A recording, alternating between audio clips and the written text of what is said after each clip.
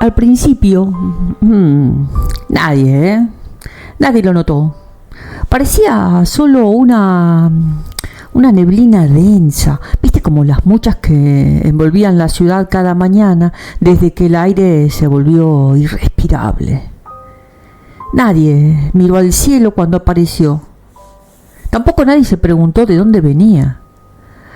Solo era un nuevo matiz en la asfixia cotidiana.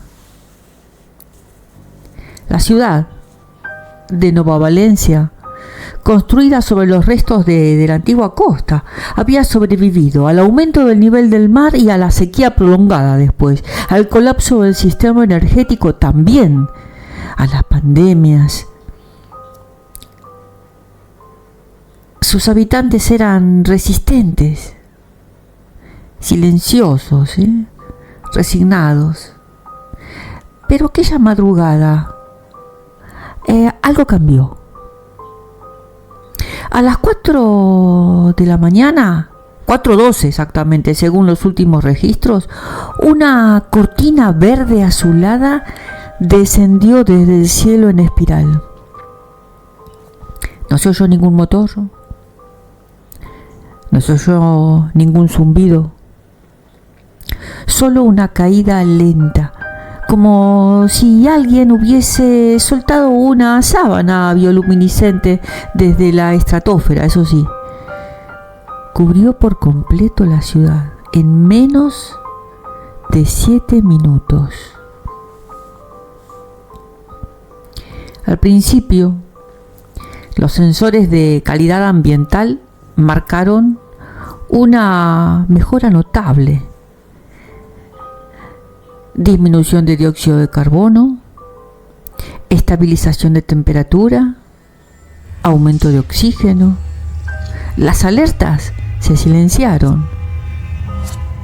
Las cámaras de vigilancia mostraron una tenue luminosidad filtrada por una membrana semitransparente. Luego la señal se cortó. Los satélites no pudieron penetrar el domo. El radar rebotaba. Las comunicaciones se extinguieron de un momento para el otro. Los gobiernos, lo poco que quedaba de ellos, enviaron drones. Ninguno volvió. Algunos explotaban al entrar, otros simplemente desaparecían. Pero dentro de Nova Valencia, las cosas eran distintas. Los habitantes comenzaron a notar algo extraño con los sonidos.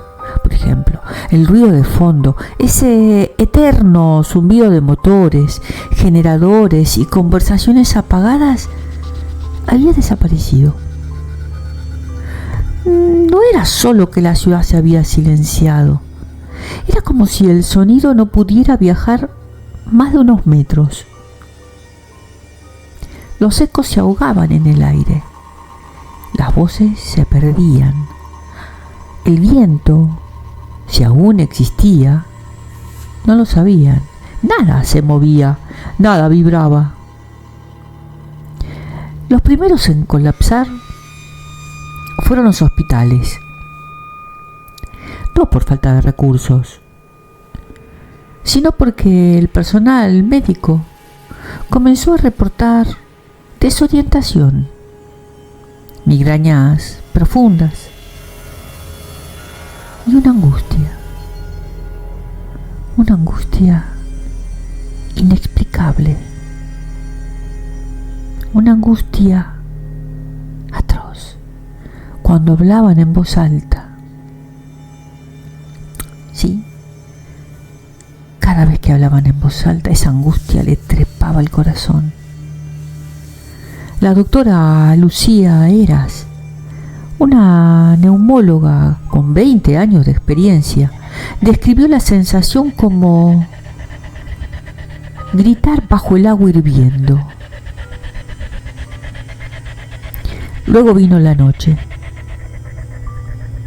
una oscuridad espesa, aunque sin sombras, el cielo desapareció.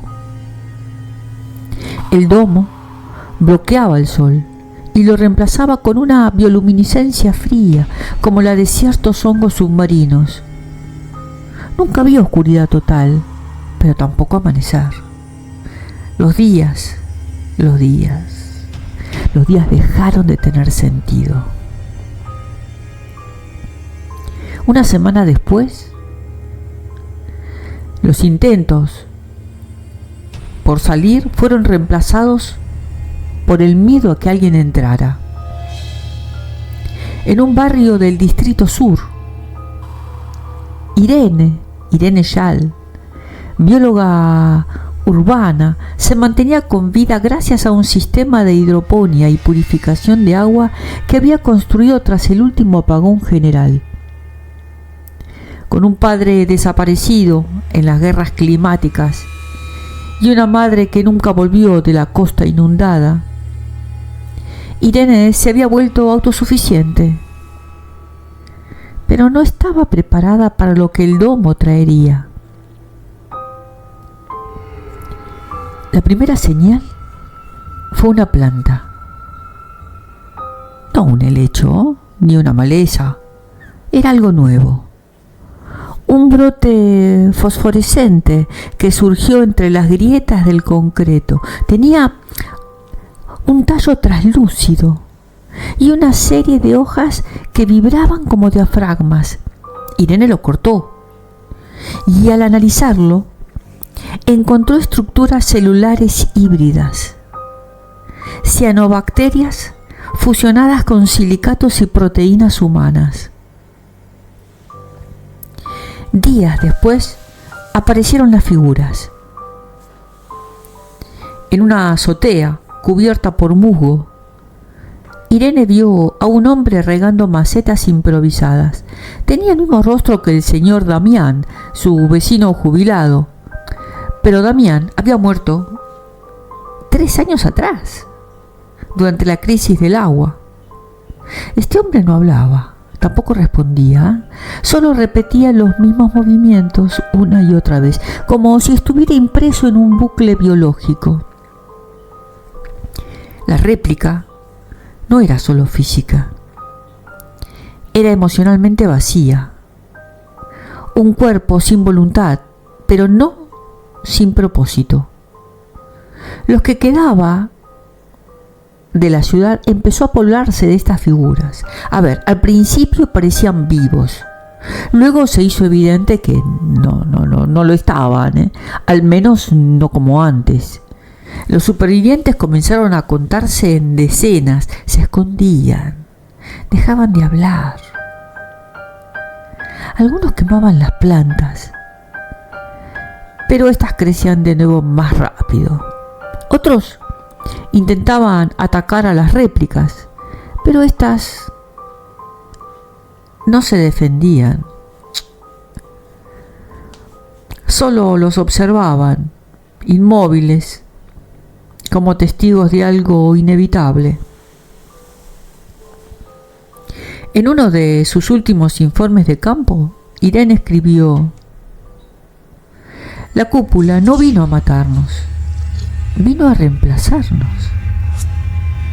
Y lo está haciendo desde adentro, sin violencia, sin prisa.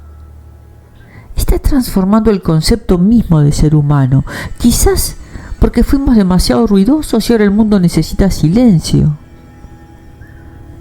Pero nadie lo leyó, porque para entonces, fuera de Nova Valencia, ya se habían detectado otras 27 cúpulas.